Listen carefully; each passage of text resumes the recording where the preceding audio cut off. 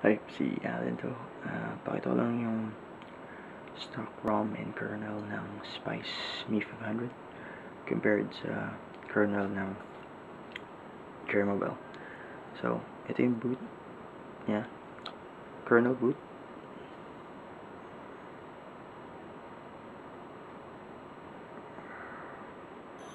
This screen.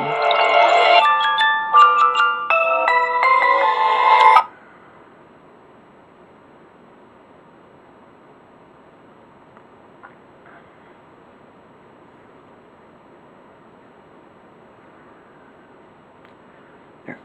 So, by the way, pag ni-install nyo to, naka-factory reset siya. Talagang base Android, para kang nag-install ng CM9 or CM10.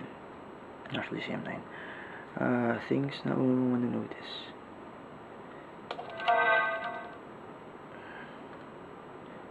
Mas mabilis siya sa, I think, ewan ko kung placebo, pero parang 60 FPS na tong screen.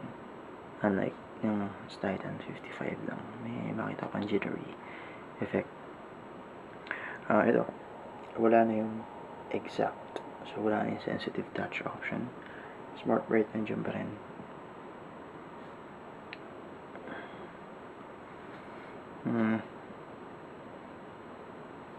Ito, meron ng widget icon. Default yan. Merong WhatsApp download. Apps na nakasama. Ayan. Facebook, Nimbus, Really Yata, and Spice Gem. Oh, sorry. TOI. WhatsApp download. Siyempre pag finish mo, wala yung root. Siyempre wala fault, sorry. Wala yung root. And na-root mo lang ulit. So, definitely, sira yung warranty mo dahil wala pa tayong stock kernel or ROM ng Cherry. So, pag nasira itong phone ko, magbabayad na talaga ako. Pero 550, I think, ang charge nila pag nasira mo yung software. At yun, may nakalabas na, let me just phone ako. Hindi makita, sorry. Pero may nakalabas na letter M. Going to the main feature, our main issue. Oops. Eternity Warriors. Diba, hindi siya gumagana dahil, actually gumagana siya pero the issue yung touch. I just tested it and gumagana. And tignan nyo, compared dun sa stock ROM natin, this is actually working really fast, or mabilis siya mag-load. I don't know, placebo effect, pero I think this is faster.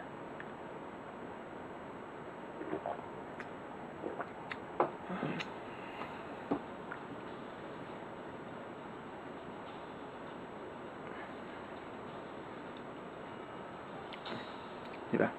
Hindi gumagalaw mag-isa. Wala na touch issues. Hindi siya dahil 2-point touch. Dahil may problema lang talaga kasi yung kernel ng CM. I don't know kung ano ginawa nila. Pero, ayan. This kernel is working even though 2-point touch lang. Para kung nalaman kung 2-point touch or 5-point touch, punta lang sa settings, developer options, show touch locations.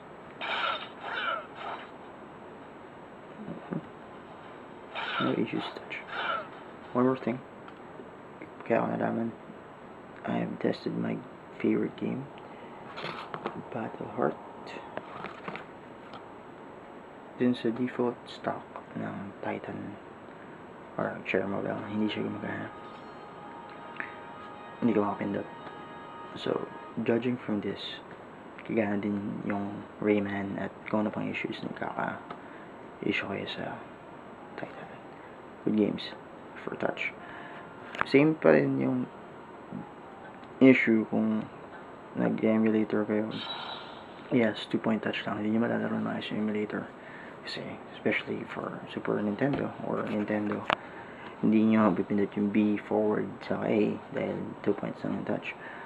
I'm thinking na patch zip installer lang. I don't know. Hopefully zip installer lang i-release na CM para dun sa 5-point touch para ganito, or i-release a whole new kernel para pag pati yung touch issues covered na rin. Yeah. Nga pala, most important thing, yung Play Store nila. Play Store na kasama ng Spice, updated to the most recent one. How can I say? Merong there, recommended for you features. So, pag nag-install ka, accept and download. Lalabas pa yan. Keep shopping. Wala dun sa default yan. So, and by the way, modified na yung Play Store ko. Ang issues lang na nabasa ko is hindi daw gumagana yung Viber, Line, yun lang, yung pala ang tested nila. Pero for me, hindi naman ako nagaganon. Actually, download natin yung Viber.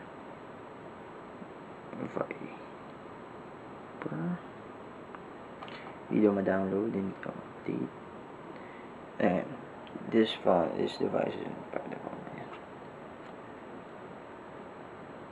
Line.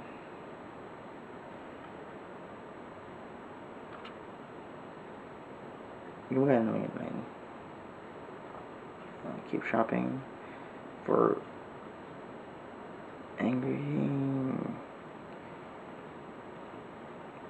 Birds naman nandiyan. So, downloadable pa rin lahat yan. Good with the new market. Play Store. So, ayan yung demo ng Spice Mi 500 stock ROM. For me, mag-stay na ako dito kasi yung kernel, Stig, working, gumagana lahat, and wala akong reklamo.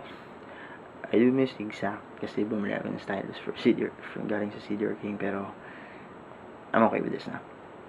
I'm gonna modify the file, the SD cards, not normal modifications lang, kailangan yan naman ako. And thank you. Thanks for watching the video. Share, like, comment. Yun lang. Tapos